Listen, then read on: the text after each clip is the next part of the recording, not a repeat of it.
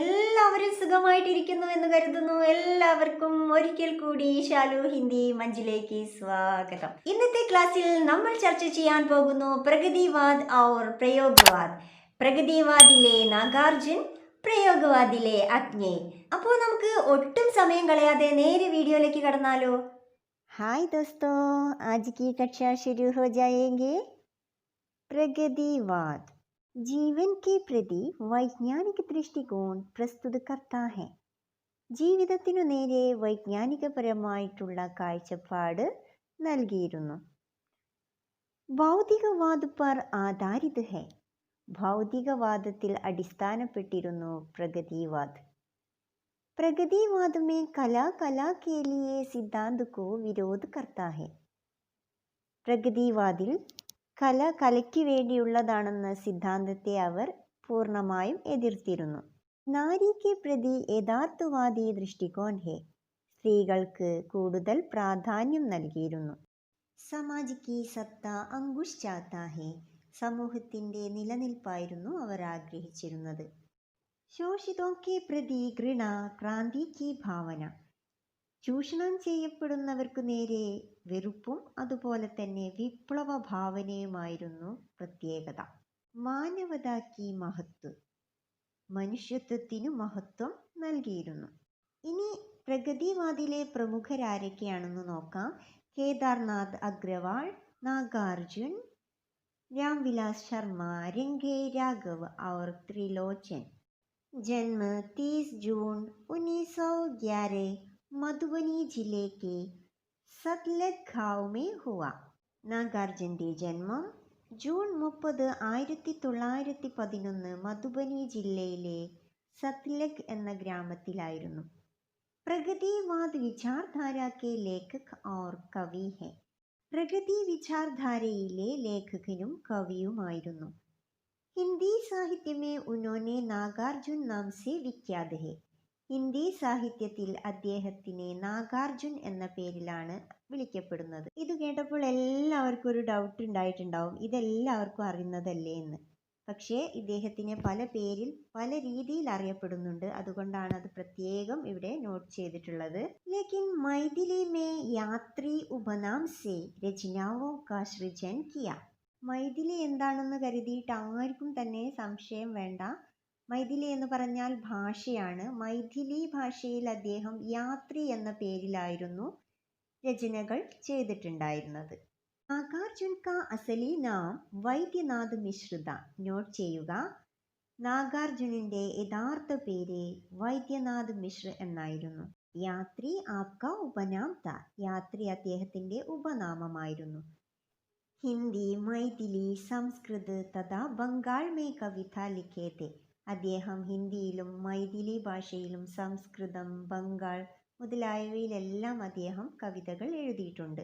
രചനായി അപ്നെ Geet may Talab കി മച്ഛലിയാം തുമ്നെ കഹാ ഥാ, ഓ മന്ത്ര, നൈ പൗദ്, Ugratara, Varun K ബേട്ടെ, Abhinandan. ഇതെല്ലാം അദ്ദേഹത്തിൻ്റെ പ്രമുഖ രചനകളാകുന്നു. രചനകൾ കൺഫ്യൂഷൻ ഇല്ലാതിരിക്കാൻ വേർതിരിച്ച് നൽകിയിരിക്കുകയാണ്. ഉപന്യാസം രതിനാഥ് കി ചാച്ചി, ബാബ സർനാഥ്, നൈ പൗദ്, ആസ്മാൻ മേ ചാന്ദ് താർ, പാരോ, ഉഗ്രതാര. കവിതാ സംഗ്രഹ് അപ്നെ ഖേത് മേ താലാബ് കി മച്ഛലിയാം തുമ്നെ കഹാ ഥാ, ആഖിർ ഐസാ ക്യാ കഹ് ദിയാ. വ്യംഗ്യ അഭിനന്ദൻ. അഭിനന്ദൻ എന്ന് പറയുന്നത് പരിഹാസ രചനയാണ്. നിബന്ധ സംഗ്രഹ് അന്നഹീനം ക്രിയാനാം. ഇനി നിങ്ങൾ പ്രത്യേകം നോട്ട് ചെയ്യേണ്ടത് മൈഥിലി രചനായി ചിത്ര, പത്രഹീൻ, നഗ്ൻ ഗാജ് ഇതൊക്കെ മൈഥിലിയിൽ എഴുതപ്പെട്ടുള്ള കവിതാ സംഗ്രഹങ്ങളാണ്. പാരോ, നവതുരിയ എന്നുള്ളത് ഉപന്യാസം. അഗല പ്രയോഗവാദ്. ये വ്യക്തിവാദി വിചാർധാര ഹെ. ഇതൊരു വ്യക്തിവാദി വിചാർധാരയാണ്. നയി ധാര കി കവിതാവോ കെ ലിയെ പരിഹാസ് മേ ദിയാ ഗയാ. പുതിയ കവിതാ രൂപത്തിന് പരിഹാസ രൂപത്തിൽ നൽകിയിട്ടുള്ളതാണ് ഈ പ്രയോഗം. നാം ദ പ്രയോഗവാദ്.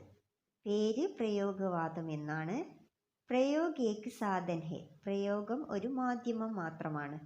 മധ്യവർഗീയ ജീവൻ കാ ചിത്രൺ മുക്ത് ചന്ദ് കാ പ്രയോഗ്, മധ്യവർഗീയ ജീവിതത്തിന്റെ ചിത്രമാണ് ഇതിൽ പ്രധാനമായി വർണ്ണിച്ചിട്ടുള്ളത്. പിന്നെ മുക്തക് ചന്ദും പ്രയോഗിച്ചിട്ടുണ്ട്. ഏക് വിശേഷ് വർഗ് കെ ലിയേ നിർമ്മിത് വിശേഷ് സാഹിത്യം, ഒരു പ്രത്യേക വർഗത്തിന് വേണ്ടി നിർമ്മിച്ചിട്ടുള്ള പ്രത്യേക സാഹിത്യം കൂടിയാണെന്ന് പറയപ്പെടുന്നു.